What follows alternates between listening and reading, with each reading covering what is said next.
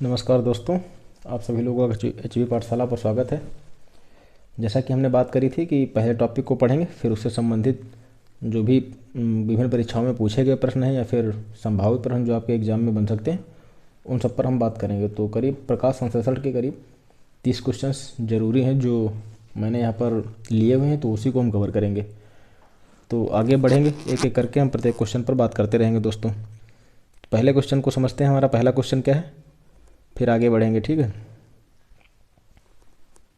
तो पहला हमारा क्वेश्चन है कि बैक्टीरियो क्लोरोफिल क्लोरोफिल ए से किसकी उपस्थिति के कारण भिन्न है।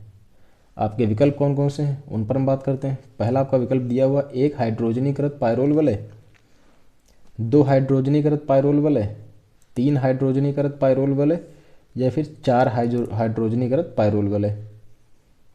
तो इसका सही जवाब क्या हो जाएगा दोस्तों? इसका सही जवाब हो जाएगा 2 हाइड्रोजनीकृत पायरोल वलय। आपका विकल्प बी इसका सही जवाब हो जाएगा। अच्छा, हमने पहले ही बात करा है chlorophyll A, chlorophyll B, chlorophyll C और बैक्टीरियो क्लोरोफिल, इन सब के बारे में हम सभी लोगों ने विस्तारपूर्वक प्रकाश संश्लेषण की जो हमने क्लासेस करी उनमें करी बात की हुई है। तो अब जो भी जरूरी बिंदु हैं उनको समझ लेते हैं ताकि आपका रिवीजन भी हो जाएगा। तो बैक्टीरियो क्लोरोफिल की अगर हम बात करें, किसकी, तो बैक्टीरियो क्लोरोफिल की,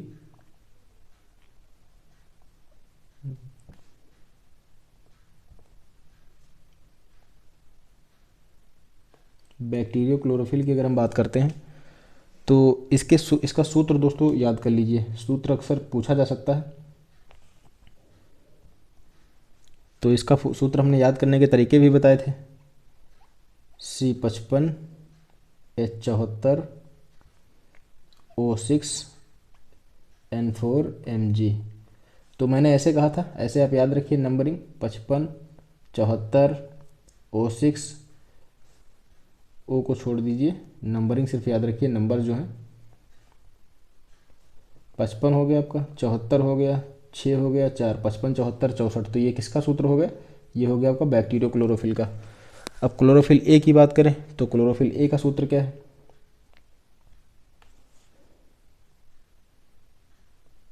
मैं ऐसे शार्ट में लिख रहा हूँ, क्लोरोफिल ए का सूत्र क्या है उसको अगर हम नोट करें तो C55H72 O5N4Mg, ये हो गया आपका क्लोरोफिल ए का। क्लोरोफिल बी का सूत्र क्या रहेगा? जो क्लोरोफिल बी का सूत्र दोस्तों, C55H70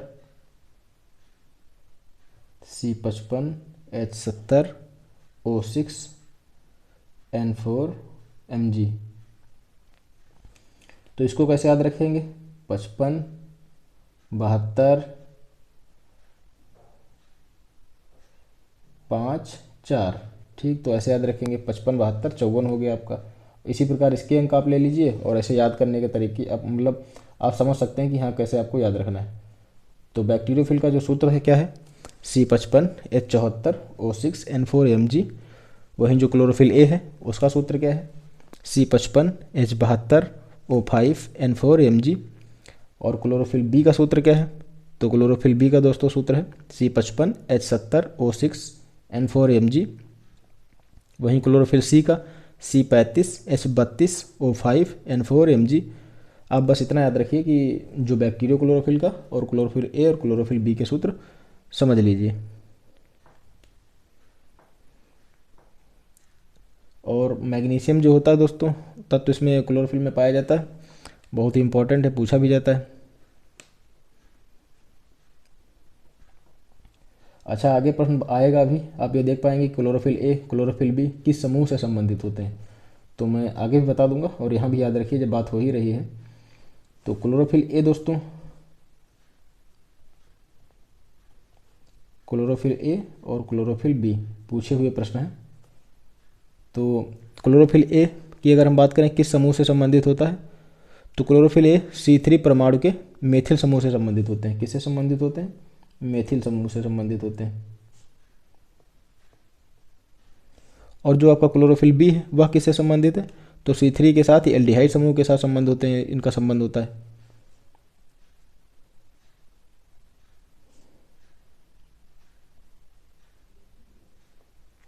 एल्डिहाइड समूह के साथ इनका संबंध होता है। तो ये हो गए आपके प्रश्न से संबंधित कुछ महत्वपूर्ण जानकारी और आपका रिवीजन भी थोड़ा बहुत हो गया। अब हम सभी लोग आगे बढ़ते हैं। अगला हमारा प्रश्न क्या है? अगला हमारा प्रश्न है कि प्रकाशीय श्वसन निम्न में से किस चक्र को दर्शाता है? पायरुवेट, ग्लाइकोलेट, पायरुवेट को दर्शाता है या फिर ग्लाइकोलेट को दर्शाता है, या हिल या क्रेब्स? तो यह किसको दर्शाता है दोस्तों? तो प्रकाशीय श्वसन निम्नलिखित में से किस चक्र को दर्शाता है? तो इसका सही जवाब क्या हो जाएगा? विकल्प बी आपका सही जवाब हो जाएगा। प्रकाशीय श्वसन जो होता है ग्लाइकोलेट को दर्शाता है। अगला हमारा प्रश्न है कि केल्विन ने प्रकाश संश्लेषण में कार्बन के पथ को जानने के लिए कौन से रेडियोएक्टिव आइसोटोप का प्रयोग किया? केल्विन के द्वारा जो भी प्रयोग करे गए उनमें प्रकाश संश्लेषण को लेकर के जो भी प्रयोग किए गए, तो जो कार्बन का पथ था उसको जानने के लिए उन्होंने किस रेडियोएक्टिव का प्रयोग किया था? जो आपका C11, C14, O18 या P35? तो अगर हम बात करें इसका सही जवाब क्या हो जाएगा दोस्तों? इसका सही जवाब हो जाएगा कार्बन 14। जो केल्विन महोदय, अच्छा ऐसे कैसे याद रखेंगे इसको? तो देखिए ऐसे याद रखिए, केल्विन का से आपका केल्विन हो गया, का से आपका कार्बन हो गया, तो C14 का प्रयोग केल्विन महोदय के द्वारा किया गया। अच्छा, केल्विन महोदय के द्वारा कौन कौन सी चीज़ें आपको और सारी याद रखनी है? इनके द्वारा जिस शैवाल का प्रयोग किया गया था, केल्विन तथा उनके सहयोगियों के द्वारा जिन शैवालों का प्रयोग किया गया था उसको लेकर के प्रश्न बनते हैं। तो किस शैवाल को लेकर प्रयोग किया गया था? तो क्लोरेला और सिंडेस्म के द्वारा नामक शैवाल पर इनके द्वारा प्रयोग किए गए थे। किन शैवालों पर प्रयोग किए गए थे? तो क्लोरेला व सिंडेस्म शैवाल पर इनके सहयोगियों के द्वारा प्रयोग किया गया था। और किस रेडियोएक्टिव को प्रयोग किया? तो कार्बन 14 का प्रयोग किया गया। और इनके द्वारा जो भी प्रयोग करे गए थे उसमें क्या निकल के चीज़ें सामने आई थी? तो उनके जैसे कार्बन डाइऑक्साइड को सबसे पहले कौन ग्रहण करने वाला पदार्थ था? तो 5 कार्बनिक यौगिक वाले रिबुलोस 1,5 बाईफास्फेट के द्वारा इसको कार्बन डाइऑक्साइड को ग्रहण करा जाता था। ठीक है। और अगर स्थिर यौगिक की हम बात करें, कौन सा स्थिर यौगिक बनता था? तो 3 परमाणुओं से युक्त फास्फोग्लिसरिक एसिड का निर्माण होता था। ठीक है, आगे बढ़ते हैं। जैसे CO2 को ग्रहण करने वाला कौन सा पदार्थ था? CO2 को ग्रहण करने वाला हमारा कौन सा पदार्थ था? तो 5 कार्बन से युक्त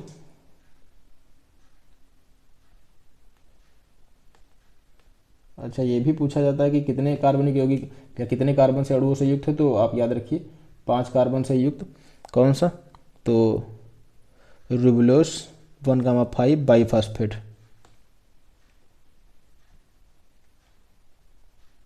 रिबुलोस 1,5 बाईफास्फेट आपका ये हो गया। और कौन सा स्थिर यौगिक पहचान प्रकाश संश्लेषण में बनने वाला कौन सा एक पहला स्थिर यौगिक था? ये हम सभी लोग पढ़ चुके हैं। अगर आपने अच्छे से क्लासेस करी होंगी तो आसानी से आप सभी लोग क्वेश्चंस को कर पाएंगे। कौन सा स्थिर यौगिक है? तो 3 फास्फोग्लिसरिक एसिड। कहने का तात्पर्य 3 कार्बन परमाणुओं से युक्त है। 3 कार्बन परमाणुओं से युक्त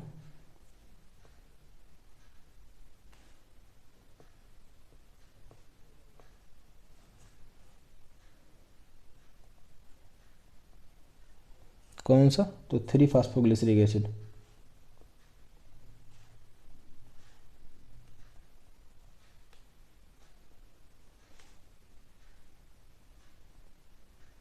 ठीक है, आगे बढ़ते हैं अगले प्रश्न पर। ऊर्जा की हानि किस में होती है? आपका अगला प्रश्न क्या है कि ऊर्जा की जो हानि होती है किस में होती है? यहाँ पर ऊर्जा की हानि की बात की जा रही है, किस में होती है? अप्रकाशिक अभिक्रिया में, या फिर आपका जो प्रकाशीय शोषण है, या प्रकाश संश्लेषण में, या फिर उपरोक्त में से कोई नहीं? तो दोस्तों ऊर्जा की हानि किस में होती है? प्रकाशीय शोषण में ऊर्जा की हानि होती है। ठीक है, याद रखना है आपको कि किस में ऊर्जा की हानि होती है? तो प्रकाशीय शोषण में ऊर्जा की हानि होती है। और गौर करने वाली बात यह है कि आमतौर पर जो श्वसन की क्रिया होती है सामान्यतः माइटोकॉन्ड्रिया में होती है। कहाँ होती है सामान्यतः? सामान्यतः श्वसन की क्रिया जो होती है कहाँ होती है?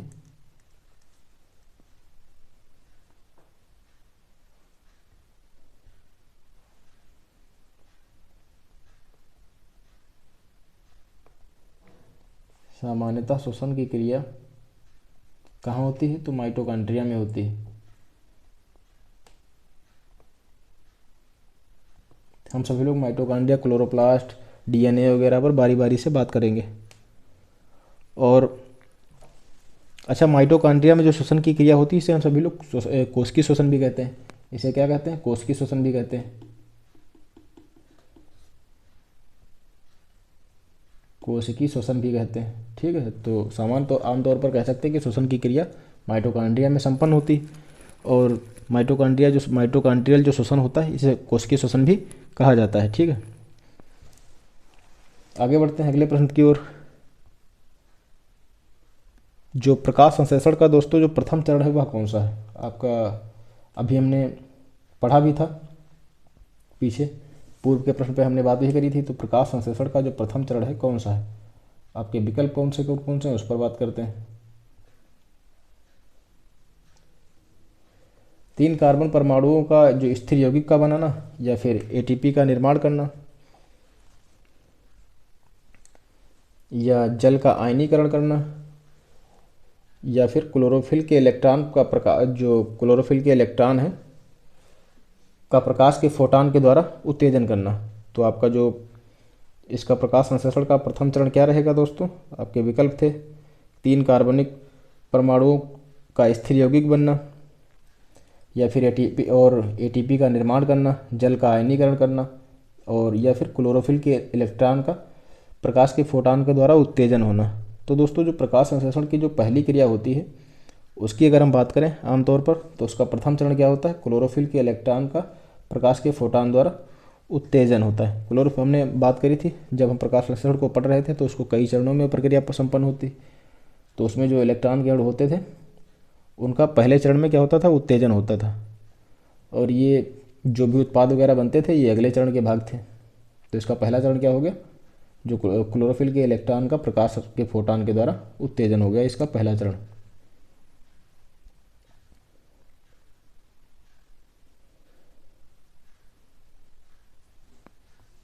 अगले प्रश्न पर बढ़ते हैं हम सभी लोग। जो प्रकाश संश्लेषण में विमोचित ऑक्सीजन का स्रोत क्या है? कार्बन डाइऑक्साइड, जल, फास्फोग्लिसरिक अम्ल, क्लोरोफिल। तो जो प्रकाश संश्लेषण की जो हमारी रिएक्शन थी, जो हम लोगों ने रिएक्शन करी थी, उसमें यह देखा था कि उसमें अच्छे से हम लोगों ने समझा था कि जो ऑक्सीजन का विमोचन होता है वो किससे होता है? कार्बन डाइऑक्साइड से होता है, जल से होता है, फास्फोग्लिसरिक एसिड, या फिर क्लोरोफिल से होता है। तो किससे होता है? जल से होता था।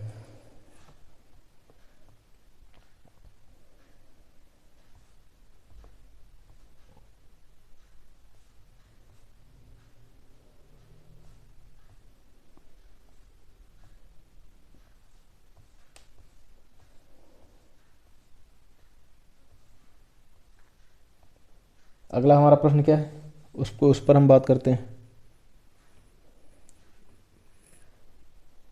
क्यूटेन क्या है? आपके ऑप्शंस हैं श्वसन भागफल, तापमान गुणांक, क्वांटम समीकरण में नियतांक, या फिर गुणता का माप। तो क्यूटन पर हम लोगों ने बात करा था कि सीधे तौर पर क्यूटन पूछ लिया जाता है क्या? तो दोस्तों क्यूटन क्या है? एक प्रकार का तापमान गुणांक है। तो तापमान गुणांक किसे कहते थे? तो किसी क्रिया का जो तापमान गुणांक था वो एक विशिष्ट तापमान में क्रिया की दर और उससे 10 डिग्री सेल्सियस अधिक या फिर कम तापमान पर क्रिया की जो दर का अनुपात होता था उसे क्यूटन के माध्यम से प्रदर्शित किया जाता था। भौतिक या फिर जो प्रकाश रासायनिक अभिक्रियाएं का जो तापमान गुणांक होता है क्यूटन कितना होता है? 1 होता है, ठीक है। और जो जैव रासायनिक या फिर जो शुद्ध रासायनिक अभिक्रियाओं का तापमान गुणांक कितना होता है? 2 या फिर 3 होता है। तो क्यूटन को जो प्रदर्शित किया जाता है किसे प्रदर्शित किया जाता है? तापमान गुणांक को क्यूटन से प्रदर्शित किया जाता है।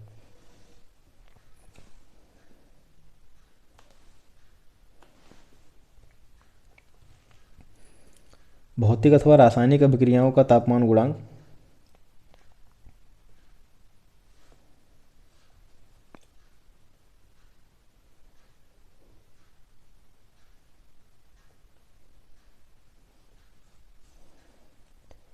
भौतिक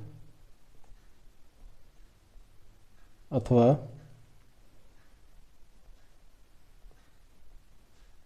प्रकाश, भौतिक अथवा प्रकाश रासायनिक अभिक्रियाओं का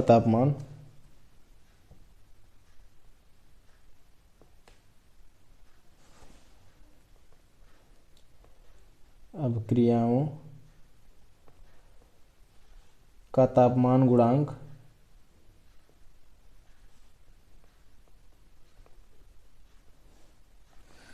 कितना होता है? तो Q10 बराबर कितना रहेगा? जो आपका Q10 रहेगा कितना रहेगा? 1 होगा। ठीक है। वहीं जो जैव रासायनिक या फिर शुद्ध रासायनिक अभिक्रिया,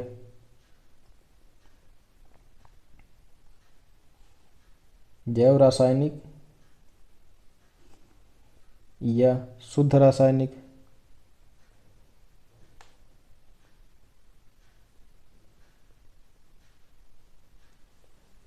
अभिक्रियाओं का तापमान गुणांक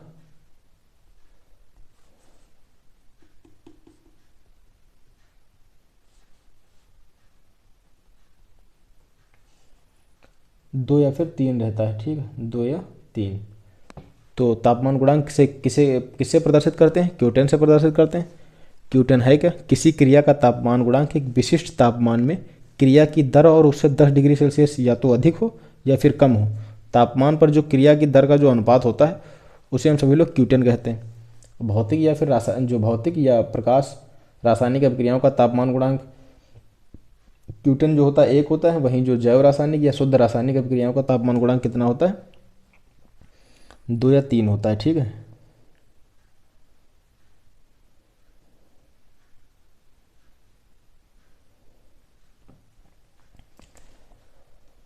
अगले प्रश्न पर बात करते हैं कि प्रकाश संश्लेषण में पीजीए तब फास्फोग्लिसल्डिहाइड परिवर्तित होता है तब कौन सी प्रक्रिया होती है? जो प्रकाश संश्लेषण में पीजीए होता है, फास्फोग्लिसल्डिहाइड, क्या बात की जा रही है कि फास्फोग्लिसल्डिहाइड परिवर्तित होता है तब कौन सी क्रिया होती है? ऑक्सीकरण होता है, अपचयन होता है, विद्युत अपचयन होता है या फिर जल अपघटन होता है? तो को क्या होता है? तो अपचयन होता है। अगला प्रश्न है कि प्रकाश संश्लेषण में ग्लूकोज अणु में उपस्थित ऑक्सीजन का स्रोत क्या है? जल, कार्बन डाइऑक्साइड, जल और कार्बन डाइऑक्साइड, वायु? तो इसका सही जवाब क्या है दोस्तों? जल। प्रकाश संश्लेषण में कार्बन का पथ जानने के लिए कैल्विन तथा साथियों ने किस चीज़ का चयन किया? अभी हम लोगों ने पढ़ा था, क्या पढ़ा था पूर्व में, कि कैल्विन महोदय के द्वारा किस प्रकार के शैवालों का प्रयोग किया गया था? आपके विकल्प कौन कौन से? क्लोरेला, क्लाइमाइडोमोनास, क्लोरेला सैंडेसम का, क्लोरोकोकस सैनडेसम का, क्लोरोकोकस क्लोरेला का? तो इसका सही जवाब दोस्तों क्या हो जाएगा? क्लोरेला सैनडेसम का प्रयोग इनके द्वारा किया गया था। और विभिन्न बातों पर हम लोगों ने बारी बारी से बात की। अगला हमारा प्रश्न है कि निम्नलिखित में से कौन सा कारक प्रकाश संश्लेषण में सीमाकारी नहीं होगा? तो आपके विकल्प कौन कौन से? ऑक्सीजन, कार्बन डाइऑक्साइड, क्लोरोफिल, प्रकाश? तो इसका सही जवाब क्या हो जाएगा दोस्तों? जब आप लोगों ने अगर क्लासेस कर रखी होंगी तो आसानी से बता पाएंगे कि जो इसका सीमाकारी जो नहीं होगा, बात की जा रही है यहाँ पर, सीमाकारी नहीं होगा, तो ऑक्सीजन इसका सीमाकारी नहीं होगा। इसका ये विकल्प सही हो जाएगा। और कार्बन डाइऑक्साइड है, कार्बन डाइऑक्साइड दोस्तों एक, बाकी अन्य तो सीमाकारी खैर है ही, कार्बन डाइऑक्साइड एक अपना अहम योगदान प्रदान करता है। तो कार्बन डाइऑक्साइड सामान्यतः सीमाकारी है, सीमाकारी कारक है।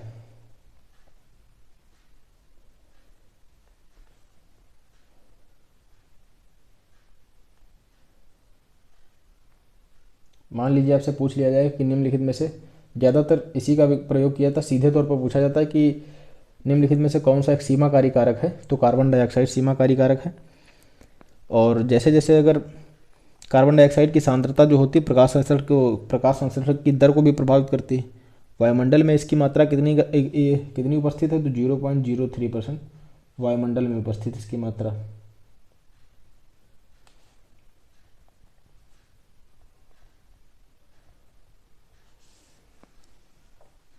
और तापमान वगैरह, अच्छा ये आएगा किस में? तो हमने जो प्रकाश संश्लेषण को प्रभावित करने वाले कारकों को हम जब पढ़ रहे थे तो उसमें हम लोगों ने बारी बारी से बात कर रखी थी। अच्छा, एक तापमान को लेकर के हमने पढ़ा था। क्या तापमान को लेकर के हमने पढ़ा था कि तापमान किस प्रकार प्रभावित करता है। तो वानठाम महोदय ने क्या बताया था। वानठाम महोदय ने ये बताया था कि 10 से 30 डिग्री सेल्सियस तापमान के बीच प्रकाश संश्लेषण की जो दर होती है उसमें वृद्धि होती है। प्रत्येक 10 डिग्री सेल्सियस पर जो बढ़ने की क्रिया है वो करीब दोगुनी हो जाती थी। तो और यह जो प्रभाव दो जैसे प्रत्येक जैसे जितना 10 डिग्री सेल्सियस अगर तापमान बढ़ा तो जो प्रकाश संश्लेषण की जो क्रिया थी वो दोगुनी हो जाएगी, और यह प्रभाव आमतौर पर 30 डिग्री सेल्सियस तक बढ़ता है। और बहुत अधिक तापमान अगर मान लीजिए बढ़ता जाता है तो क्या होता है, एंजाइमों का जो होता है विकृतीकरण हो जाता है, डीनेचुरलाइजेशन हो जाता है, जिसके फलस्वरूप प्रकाश संश्लेषण प्रभावित होता है और रुक जाता है। तो इसे भी याद रखिए, पूछा जाता है। आगे बढ़ते हैं। हमारा अगला प्रश्न क्या है कि प्रकाश संश्लेषण में दृश्य प्रकाश की सबसे अधिक प्रभावी तरंगदैर्ध्य निम्नलिखित में से किस क्षेत्र में पाई जाती है। बैंगनी, हरी, पीली, लाल। बहुत ही इंपॉर्टेंट क्वेश्चन है, इसको याद रखिए। तो इसका सही जवाब क्या है दोस्तों, इसका सही जवाब है लाल। प्रकाश संश्लेषण की जो क्रिया होती है वो लाल प्रकाश में बहुत अच्छी तरीके से होती। हम लोगों ने कल अच्छे जो पूर्व के क्लासेस उनमें बहुत अच्छे से करा हुआ है। तो आगे आइए समझते हैं क्या हैं चीज़ें। जैसे कि हम लोगों ने जब प्रकाश का अवशोषण के बारे में बात कर रहे थे तो विभिन्न प्रकार की जो रेंज वगैरह थी उसको हम लोगों ने पढ़ा था। तो जो विजुअल स्पेक्ट्रम है दोस्तों, आपका विजुअल स्पेक्ट्रम कितना है, जो विजिबल स्पेक्ट्रम था, विजिबल स्पेक्ट्रम जिसे हम सभी लोग दृश्य प्रकाश भी कहते हैं, जिसे हम देख सकते हैं, इसकी परास क्या थी। तो दृश्य प्रकाश की अगर हम बात करें 390 से लेकर के 780 नैनोमीटर के बीच थी। 390 से लेकर के 780 नैनोमीटर के बीच थी। और जिसे जो 390 से लेकर के 780 नैनोमीटर के बीच की जो तरंगदैर्ध्य थी वह मनुष्य के द्वारा देखी जा सकती है। तो इसको हम सभी लोग विजुअल स्पेक्ट्रम या जो देखी जाने वाली जो नैनोमीटर की जो रेंज है यह विजुअल स्पेक्ट्रम का निर्माण करती है। तो बैंगनी रंग की प्रकाश की जो तरंगदैर्ध्य थी वह सबसे कम होती है, और लाल रंग की प्रकाश तरंगदैर्ध्य जो है वह सबसे अधिक होती है। तो बैंगनी रंग की कितनी होती है, ये हो गई आपकी बैंगनी सबसे कम,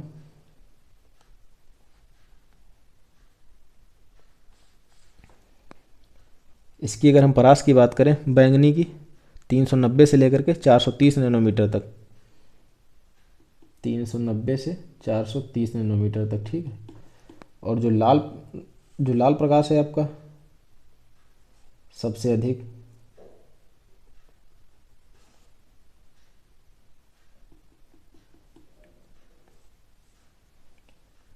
लाल प्रकाश जो है वह सबसे अधिक है आपका। तो लाल रंग के प्रकाश की जो तरंगदैर्ध्य है 660 से लेकर के 780 नैनोमीटर के बीच, 660 से 780 नैनोमीटर के बीच, ठीक है, यह सबसे अधिक है। और जब 390 से अगर कम हो जाए तो वह क्या हो जाएगी, परावैंगनी विकिरण हो जाएगी। और जो अब 780 से अगर अधिक हो जाएगी तो वह अवरक्त क्षेत्र कहलाएगा। जो आपकी जो विजुअल स्पेक्ट्रम है, जो आपकी 390 से 780 नैनोमीटर के बीच की जो आपकी विजुअल स्पेक्ट्रम है, अगर यह आपकी कम हो जाएगी, इधर कम 390 से, ठीक है, और इधर 780 से अधिक,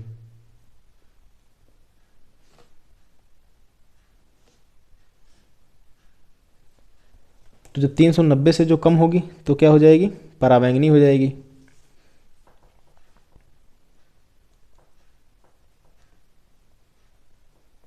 वहीं 780 से जब अधिक होगी तो क्या होगी, अवरक्त हो जाएगी।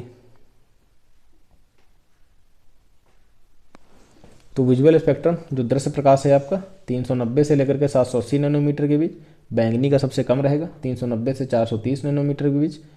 वहीं जो लाल प्रकाश का सबसे अधिक 660 से लेकर के 780 नैनोमीटर के बीच। अब जब अपनी विजुअल स्पेक्ट्रम से अगर हम तुलना करने का बात करते हैं, जो 390 से अगर कम की बात करें तो परावैंगनी तरंगदैर्ध्य के विकिरण के अंतर्गत शामिल हो जाएगा। वहीं जो 780 से अधिक हो जाएगा तो अवरक्त क्षेत्र कहलाएगा। बाकी आपके लिए इतना इम्पोर्टेंट है नहीं, अगर इससे आना होगा प्रश्न तो इससे सीधे तौर पर इसी में से पूछा जाएगा। आगे बढ़ते हैं अगले प्रश्न पर कि C4 पौधे C3 पौधों से किस प्रकार भिन्न है। जो C4 पौधे हैं दोस्तों वह C3 पौधों से किस प्रकार भिन्न है। आपके विकल्प हैं कार्बन स्वांगीकरण में, कार्बन डाइऑक्साइड ग्रहण करने वाले पदार्थों को लेकर के, प्रकाश संश्लेषण के अंतिम उत्पाद को लेकर के, एटीपी की संख्या में जो शर्करा के संश्लेषण के काम आती हैं, या फिर प्रकाश संश्लेषण से संबंधित वर्णकों में। तो इसका सही जवाब क्या हो जाएगा, कार्बन स्वांगीकरण को लेकर के जो भी ग्रहण करने वाले पदार्थ हैं उनको लेकर के C4 पौधे C3 पौधों से भिन्न होते हैं। तो हमने जब पढ़ रहे थे तो C3 पौधों की C4 पौधों से हम लोगों ने तुलना करी थी। तो जो C3 पौधों का जो कार्बन डाइऑक्साइड जो ग्राही होता है क्या होता है, इधर लिख लेते हैं C3 पौधे, एक टेबल बना लेते हैं छोटी सी।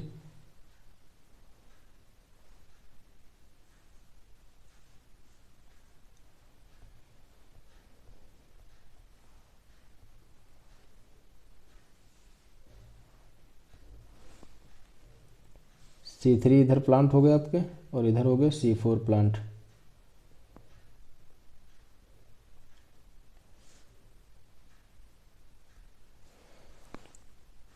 तो CO2 ग्राही की बात की जा रही है यहाँ पर। तो CO2 ग्राही कौन है दोस्तों, इसमें CO2 जो ग्राही है आपका C3 प्लांट में रिबुलोस डाइफास्फेट है। कौन सा, तो 5 कार्बनिक यौगिक वाला, ठीक है, रिबुलोस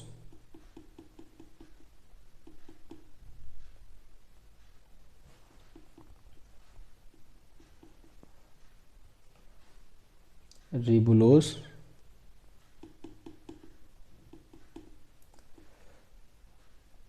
डाइफास्फेट।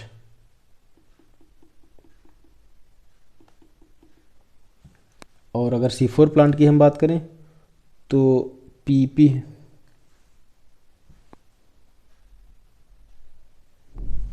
हालांकि इसमें C4 पौधों में भी अपने जैसे जो मीजोफिल की कोशिकाएं उसमें PEP कार्य करेगा और बंडल शीथ वगैरह में अलग हो जाएगा। तो खैर इतना डीप आपको पढ़ने की जरूरत है नहीं, आप C3 और C4 पौधों को सीधे तौर पर ऐसे याद रख सकते हैं कि CO2 ग्राही जो C3 प्लांट्स हैं उसमें रिबुलोस डाइफास्फेट है, जबकि जो C4 पौधे हैं उसमें PEP आपका है। और प्रकाश संश्लेषण का जो प्रथम उत्पाद है C3 पौधों में क्या था, वो PGA है, फास्फोग्लिसरिक एसिड। अगला प्रकाश संश्लेषण का प्रथम उत्पाद, प्रकाश संश्लेषण का प्रथम उत्पाद जो पूछे जाते हैं मैं वो बता दे रहा हूँ आपको। प्रकाश संश्लेषण का प्रथम उत्पाद जो हो जाएगा फास्फोग्लिसरिक अम्ल हो जाएगा आपका, फास्फोग्लिसरिक अम्ल।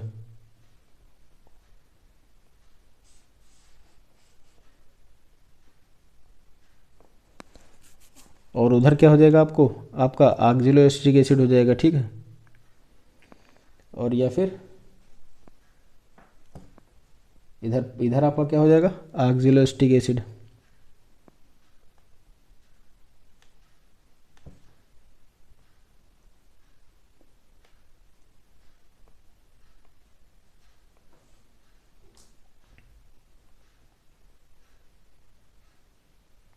ये हो गया आपका इधर उत्पाद। और अगर C3 पौधों की जब हम संरचना की बात करें तो क्रंच एनाटोमी C4 पौधों में पाई जाती है, जबकि C3 पौधों में नहीं पाई जाती है, ठीक है। और अगर हम जो कंपनसेशन पॉइंट की बात करें, पूछा जाता है दोस्तों संतुलन प्रकाश तीव्रता, जो संतुलन प्रकाश तीव्रता कितनी है C3 पौधों की, कितनी संतुलन प्रकाश तीव्रता, तो 50 से लेकर के 150 ppm। अब संतुलन प्रकाश तीव्रता है क्या, इस पर अगर इतना विस्तार से हम यहाँ नहीं पढ़ेंगे, हम लोगों ने अगर अच्छे से समझना है तो आप पूर्व की क्लासेस कर सकते हैं, ठीक। C4 पौधे की तो 0 से लेकर के 10 ppm तक। और प्रकाश संश्लेषण के लिए अनुकूलतम तापमान कितना होना चाहिए, तो 10 से लेकर C3 पौधों में 10 से लेकर के 25 डिग्री सेल्सियस तक, और इधर 30 से लेकर के 45 डिग्री सेल्सियस तक तापमान अच्छा माना जाता है, ठीक है। तो ये तो हो गया खैर कुछ C3C4 प्लांट को लेकर के तुलना। अगले प्रश्न पर बढ़ते हैं कि निम्नलिखित में से कौन सा पौधा C4 समूह का है। अब यहाँ पर बात की जा रही है कि कौन सा एक ऐसा पौधा है जो C4 पौधा है। आपके विकल्प कौन कौन से हैं? पपीता, आलू, मक्का, मटर। तो दोस्तों इसका सही जवाब क्या हो जाएगा? मक्का इसका सही जवाब हो जाएगा। C4 पौधों में अगला हमारा प्रश्न क्या है कि C4 पौधों में CO2 किसकी उपस्थिति में PP से संयोजित होती है? PEP carboxylase, RUBP carboxylase, deoxy carboxylase या फिर उपरोक्त में से कोई नहीं। जो C4 पौधों में, जो अभी हमने C4 पौधों की जब CO2 से तुलना कर रहे थे तो PAP से किससे ये संयोजित होती है बात की जा रही है यहाँ पर। तो इसका सही जवाब क्या हो जाएगा? आपके जो विकल्प दिए गए हैं PEP carboxylase, RUBP carboxylase, deoxy carboxylase. तो इसका सही जवाब क्या हो जाएगा दोस्तों? PEP कार्बोक्सिलेस जो एंजाइम है उससे संयोजित होने का काम करती है।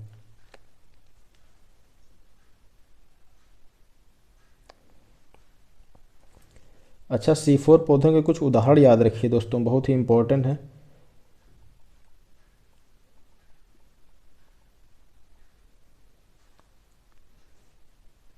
क्योंकि अभी हमने पूर्व में एक प्रश्न करा है कि C4 पौधे हैं, कि जैसे ये आप देख रहे हैं कि प्रश्न क्या है कि निम्नलिखित में से कौन सा C4 समूह का है। तो C4 समूह से लेकर के बहुत सारे प्रश्न पूछे जाते हैं, सीधे तौर पर भी पूछे जाते हैं। तो कुछ और एग्जाम्पल को याद रखिए। ज्वार हो गया आपका, ज्वार, गन्ना, बाजरा, ये सभी C4 प्लांट के कुछ उदाहरण हैं। ठीक है, तो C4 प्लांट के कौन कौन से उदाहरण हो गए? ज्वार हो गया, ज्वार, बाजरा, गन्ना, मक्का, ड्वार्फ अम्ब्रेला, सेब, अरंडी आपकी हो गई। वैसे मक्का और गन्ना को लेकर के बहुत सीधे तौर पर बहुत ज़्यादा प्रश्न पूछे गए हैं, लेकिन अगर पेपर आपका एग्जामिनर कठिन बनाना चाहता है तो कुछ और चीज़ों को शामिल कर लेगा। कैलवा हो गया आपका, कैलवा, गोल्डन क्लियोम, गोल्डन क्लियोम,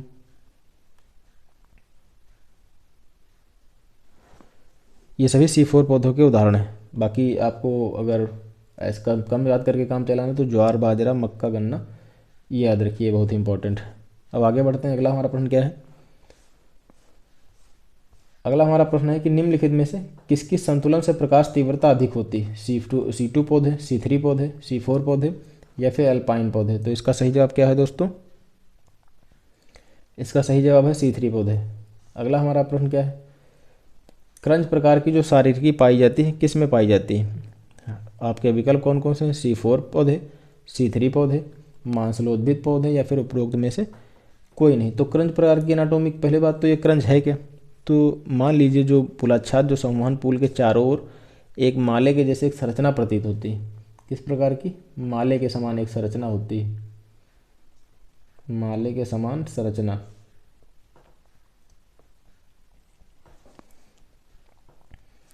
C4 पौधे में पाई जाती है। तो इसका सही जवाब क्या हो जाएगा? C4 पौधे हो जाएगा।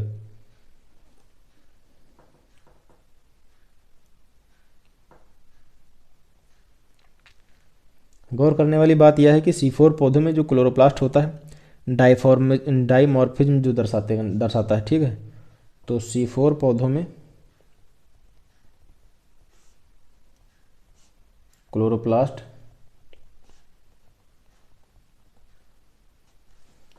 द्विरूपता दर्शाता है। मान लीजिए आपसे पूछ लिया गया कि क्लोरोप्लास्ट किस प्रकार के पौधों में द्विरूपता दर्शाता है, तो इसको भी याद रखिए।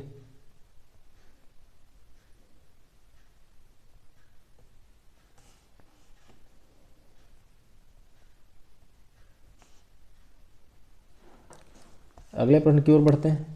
गन्ने जैसे उष्णकटिबंधीय पौधे CO2 का स्थिरीकरण अधिक दक्षता से करते हैं, इसका कारण क्या है? क्योलिन चक्र, हैच स्लैब चक्र, TCA चक्र या फिर चक्रीय प्रकाश फास्फेटीकरण। तो इसका सही जवाब क्या हो जाएगा दोस्तों?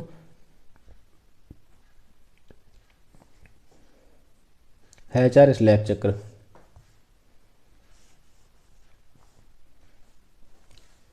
हमारा प्रश्न क्या है कि यहाँ पर बात की जा रही है कि गन्ने जैसे उष्णकटिबंधीय पौधे जो CO2 का स्थिरीकरण करते हैं अधिक दक्षता से करते हैं, इसका प्रमुख कारण क्या है? आपके ऑप्शन दिए गए हैं, जो कैल्विन चक्र, हैच और स्लैग चक्र, TCA चक्र, या फिर चक्रीय प्रकाश फास्फेटीकरण। तो इसका सही जवाब क्या है आपका? हैच और स्लैग चक्र इसका सही जवाब है।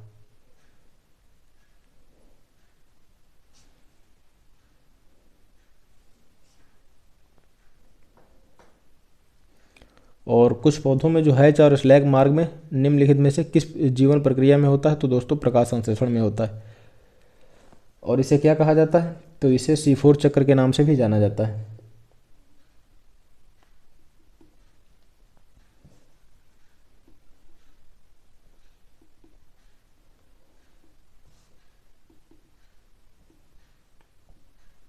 हैच और स्लैग चक्र C4 चक्र के नाम से भी जाना जाता है, जो कि C4 पौधों में जब प्रकाश संश्लेषण की क्रिया होती है तो उसके दौरान यह होता है। ठीक है।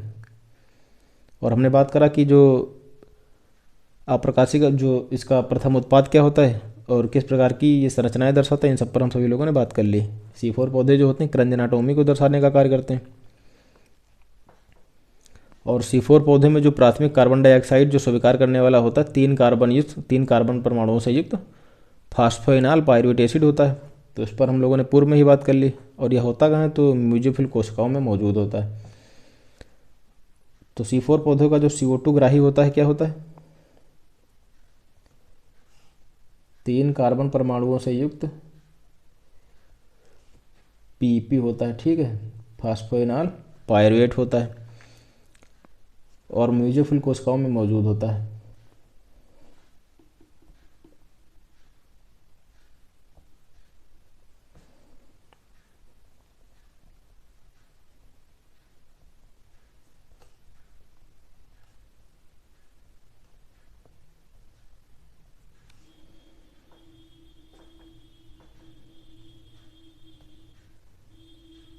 तो ये कुछ ज़रूरी बिंदु थे जिनको हम सभी लोगों ने समझ लिया। अब हम आगे बात करते हैं।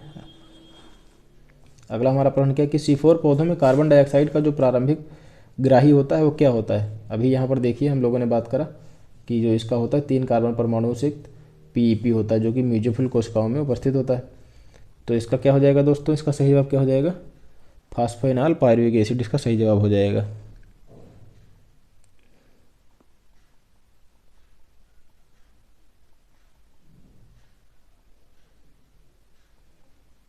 आगे बढ़ते हैं अगले प्रश्न पर।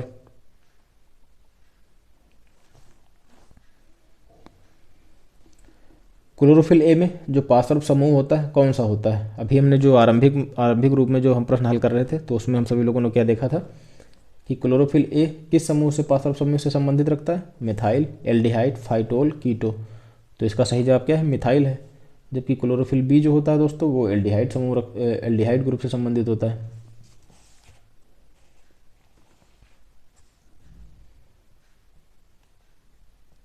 क्लोरोफिल बी, जो क्लोरोफिल बी होता है आपका एल्डिहाइड ग्रुप से संबंधित होता है।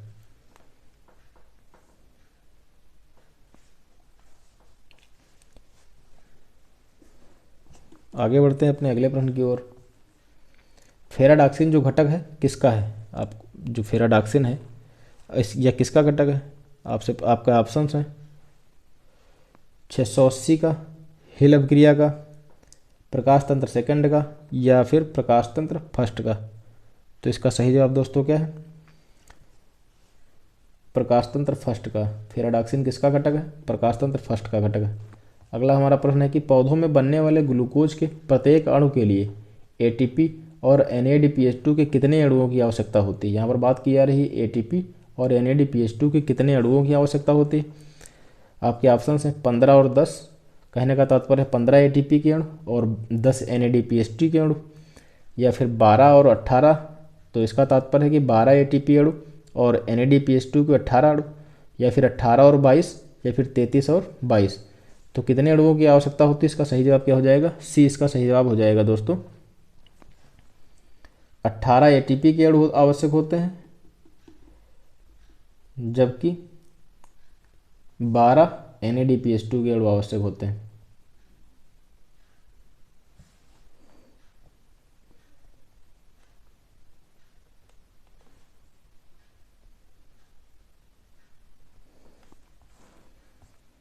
आगे बढ़ते हैं। बैक्टीरिया का प्रकाश संश्लेषण उच्च पौधों के प्रकाश संश्लेषण से किस प्रकार भिन्न है? क्योंकि इसमें ऊर्जा की आवश्यकता नहीं होती, प्रकाश की आवश्यकता नहीं होती, ऑक्सीजन का विमोचन नहीं होता है, दूसरे जीवधारियों पर निर्भरता जो है आवश्यक होती है। तो इसका सही जवाब क्या है?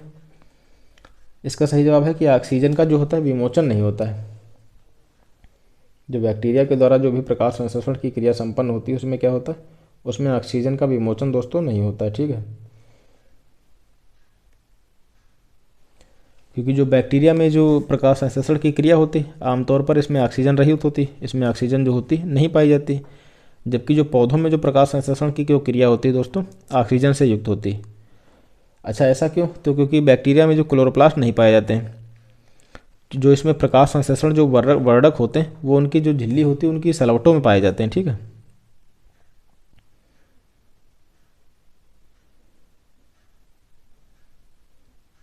प्रकाश संश्लेषी जो बैक्टीरिया होती है उसमें वर्णक कौन से पाए जाते हैं? तो क्रोमेटोफोर पाए जाते हैं। इंपॉर्टेंट क्वेश्चन है, इसको याद रखिए कि जो प्रकाश संश्लेषी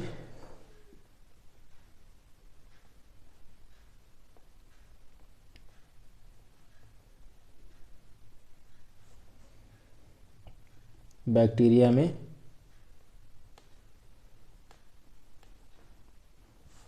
वर्णक तो क्रोमेटोफोर,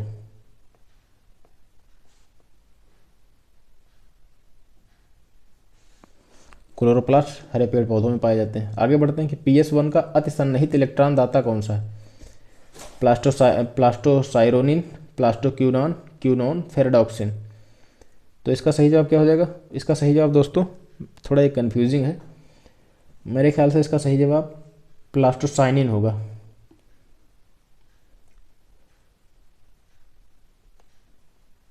हालांकि जो उत्तर दिया गया था उस क्यूनॉन था, तो क्यूनॉन जो प्लास्टोक्यूनॉन होता है वो क्या होता है? इलेक्ट्रॉन को ग्रहण करने का कार्य करता है। ठीक है, तो यहाँ पर बात की जा रही जो दाता है PS1 का अति सन्निहित जो इलेक्ट्रॉन दाता है प्लास्टोसाइनिन हो गया, और जो प्लास्टोक्यूनॉन होता है वो स्वीकार करने का कार्य करता है।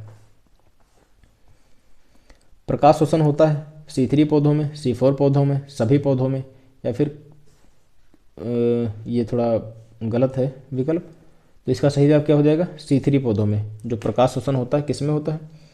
C3 पौधों में होता है। ठीक है,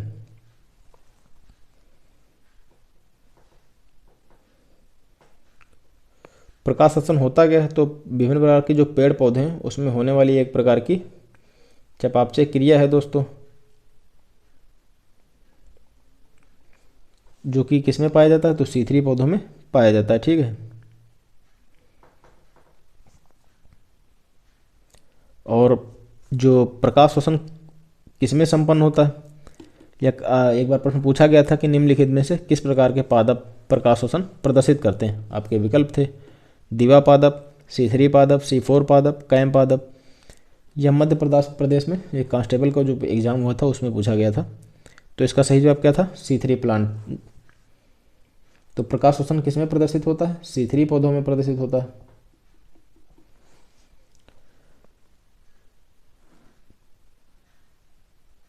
प्रकाश शोषण होता क्या है? तो प्रकाश शोषण एक ऐसी प्रक्रिया होती है जिसमें प्रकाश की उपस्थिति में पादपों में कार्बन डाइऑक्साइड के रूप में स्थिरीकृत रूप से कार्बन की हानि होती है दोस्तों। ठीक है,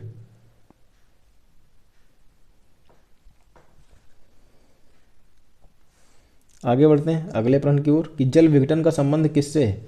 PS1 से, PS सेकेंड से, या फिर CY2B से, या फिर क्यूनोन से। PS1, PS सेकेंड, इन सब के बारे में हम सभी लोगों ने विस्तार पूर्वक बात की है। तो इसका सही जवाब क्या हो जाएगा दोस्तों? इसका सही जवाब हो जाएगा B, इसका सही जवाब है। अच्छा, PS सेकेंड की जगह कभी कभी पर एक और ऑप्शन का इस्तेमाल किया जाता है, थाइलेकोइड झिल्ली की आंतरिक सतह।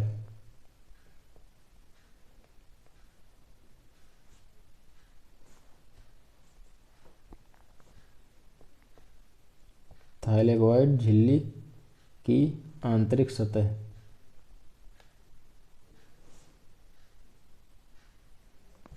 ये भी ऑप्शन इस्तेमाल होता है। तो इन दोनों को याद रखिए। जल विघटन का संबंध किससे? PS सेकेंड से भी है, और थैलेकोइड झिल्ली की आंतरिक सतह से भी है। अच्छा, इनकी अभिक्रिया का केंद्र क्या था? ये कभी कभी पूछे जाते हैं कि PS1 की अभिक्रिया का केंद्र क्या है? पीएच सेकंड की अभिक्रिया का केंद्र क्या है, तो हम लोगों ने इन सबको समझ रखा है अच्छे से कि पीएच वन का अभिक्रिया केंद्र क्या है, पीएच सेकंड का अभिक्रिया क्या है, ये किसके अंतर्गत आते हैं, तो विस्तार पूर्वक हम लोगों ने इन पर बात की है। आगे बढ़ते हैं अपने अगले प्रश्न की ओर। क्लोरोफिल के अणु का अनुमानित जो आमाप है वह कितना होता है। आपका जो सिर है 15 × 15 एंगस्ट्रॉम, और जो पूछ है 20 एंगस्ट्रॉम। जो सिर आपका दिया गया विकल्प बी 10 × 12 एंगस्ट्रॉम, 20 × 20 या फिर 15 × 15 एंगस्ट्रॉम। पूछ की अगर हम बात करें 20 एंगस्ट्रॉम, 15 एंगस्ट्रॉम, 25 एंगस्ट्रॉम या फिर 25 एंगस्ट्रॉम। तो इसका सही जवाब क्या हो जाएगा दोस्तों, इसका सही जवाब ए है आपका। जो क्लोरोफिल के अणु होते हैं उसका अनुमानित जो आमाप होता है 15 × 15 आमाप की जो सिर होती है, और पूछ जो होती है वो 20 एंगस्ट्रॉम होती है। एक क्वांटासोम में कितने क्लोरोफिल के अणु पाए जाते हैं। 230, 233, 330, केवल नॉर्मल कुछ अणु पाए जाते हैं ऐसे ही। तो इसका सही जवाब क्या हो जाएगा, क्लोरोफिल के 230 अणु पाए जाते हैं। आपका अगला प्रश्न है कि क्लोरोफिल किस में घुलनशील होता है। जल में घुलनशील होता है, कार्बनिक विलायक में होता है, जल और कार्बनिक विलायक में, या फिर किसी भी में से नहीं। तो क्लोरोफिल दोस्तों कार्बनिक विलायक में घुलनशील होता है। कायम पौधों में कार्बन डाइऑक्साइड का ग्राही कौन होता है। यहाँ पर बात की जा रही है कायम पौधों की। कहने का तात्पर्य है कि जो आपके कायम पौधे हैं इसमें कार्बन डाइऑक्साइड को ग्रहण करने का कार्य कौन करता है। तो आपके विकल्प कौन कौन से होते हैं, RUBP, PEP, OAA, PGA। तो इसका सही जवाब क्या है, आपका RUBP इसका सही जवाब है। नहीं, इसका PEP दोस्तों इसका सही जवाब है। PEP इसका सही जवाब है। RUBP तो C3 पौधों में कार्बन डाइऑक्साइड को ग्रहण करने का कार्य करता है, जबकि PEP कायम पौधों और C4 पौधों में ये ग्रहण करने का कार्य करता है। C4 व कायम पौधों में PEP होता है, जब C3 होता है, जो C3 प्लांट है, C3 प्लांट्स में क्या होता है, RUBP कार्बन डाइऑक्साइड को ग्रहण करने का कार्य करता है।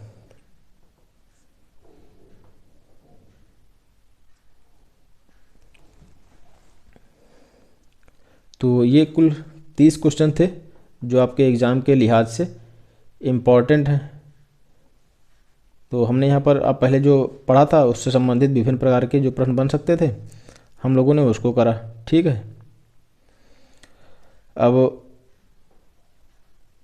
हम अगला हमारा चैप्टर क्या होगा, अगला हमारा चैप्टर श्वसन होगा दोस्तों। तो श्वसन के बारे में हम सभी लोग बात करेंगे। अच्छा, कुछ और ज़रूरी क्वेश्चन हैं तो खैर वो इतने आपके लिए अहमियत रखते नहीं, कुछ बिंदु हैं उसको अब मैं ऐसे बताया दे रहा हूँ, आप याद रखिए। जैसे कि जो प्लास्टोसाइनिन है दोस्तों उसमें कापर पाया जाता है। किसमें कापर पाया जाता है, कई बार पूछा हुआ है, ये प्रकाश संश्लेषण से ही संबंधित है। प्लास्टोसाइनिन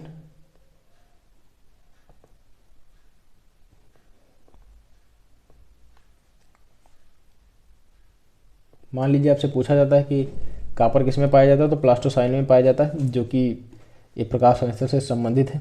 और हम सभी लोगों का जो अगला हमारा जो लेसन होगा वो होगा श्वसन। प्रकाश संश्लेषण को हम लोगों ने विस्तार पूर्वक करा अच्छे से, आप उम्मीद है आप सभी लोग समझ भी पाए होंगे, और उसको रिवीजन करते रहिए बार बार। जहाँ दिक्कत हो आप सभी लोग कमेंट करके पूछ भी सकते हैं। अच्छा हाँ, कायम पौधों को हमारा अंतिम प्रश्न क्या था, कायम पौधों को लेकर के था। तो इसका कभी कभी यह पूछा जाता है कि यह किस कुल से संबंधित है। तो कायम पौधे क्रूसलेसी कुल से संबंधित हैं दोस्तों, ठीक है।